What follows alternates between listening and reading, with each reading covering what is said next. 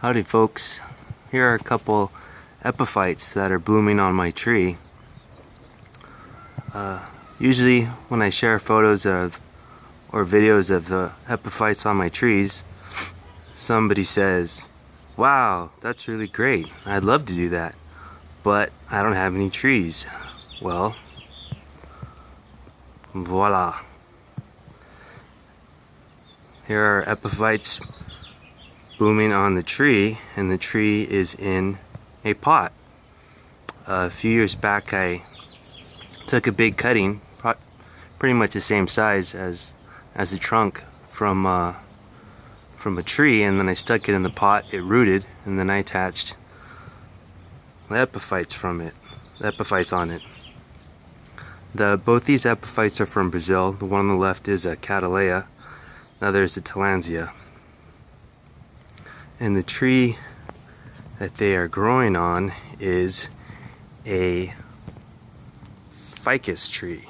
It's a Ficus lutea, I believe, which is from Africa.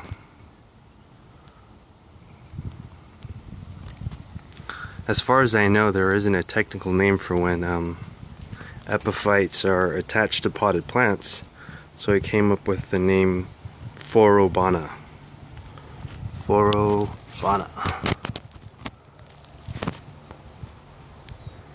It's pretty much just like a Christmas tree, except the ornaments are alive, and the Christmas tree is in a pot, alive as well.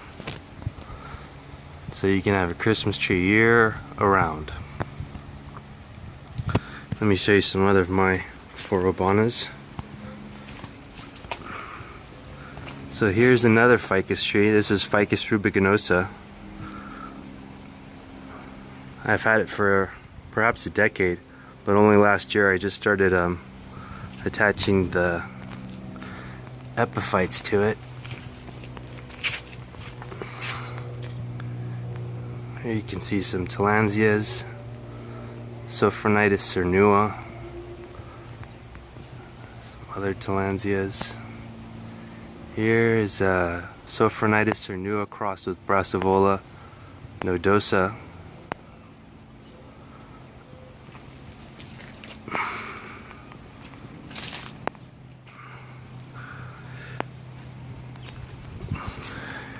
Here are a couple more Phorobanas. The one on the right is a Crassula succulent.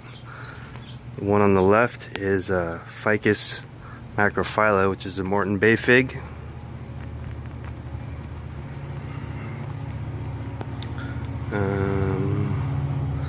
Let me show you close up. Here you can see I put some succulents and orchids and other different things in the pot. You can see here's a Aloe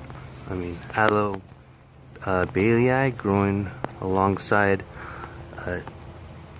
Tetramica caniculata orchid, and the mix is very rocky. Over here you can see a fern from Japan. It's happy to grow lithophytically or epiphytically. There's Brassivola nodosa and various epiphytes. So over here is the Moreton Bay fig, and this was my very first Phorobana.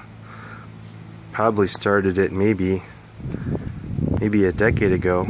I attached this this orchid to it. It's a Dendrobium delicatum that's blooming right now, and it's almost gone all the way around the ficus, and there's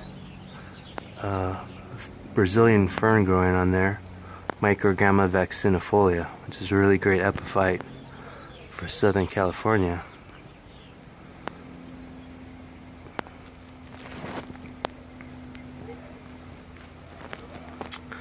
And there's a few other things on there, such as tillandsias, and there's even anthurium and maybe a couple other orchids.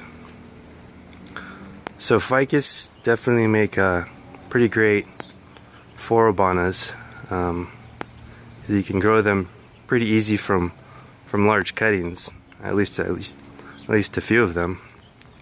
But I'm especially interested in the potential that the aloes have for making great Phorobanas. This right here is Aloe tenuar in the front. It grows pretty fast, but the problem is you can see the stems are kind of on the skinny side. Behind it is Aloe ramoissima, maybe a hybrid of some sort. The stems are a lot thicker. As you can see, I placed a Sophronida brevimpediculata right there, just for reference. So the stems are definitely thicker, which is good, but it's a really slow grower, which isn't so great. Gotta wait forever. So it'd be nice to have the best of both worlds. A few years ago, I crossed Aloe tenuar with some different tree aloes, and then I got here are the results. 3 of the results. I don't know who the fathers exactly are, but they definitely turned out to be more substantial. I'll zoom in here. You can see that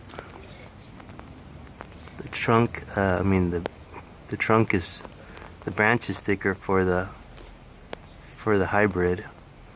Problem is that they kind of flopped over. I'm hoping that as they get bigger, that the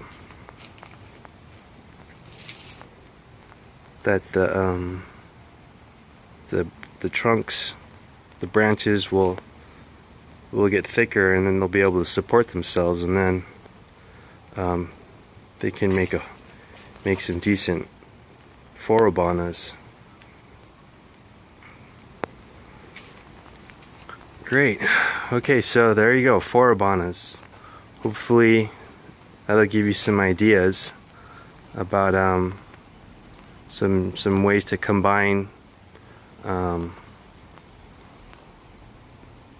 plants with epiphytes.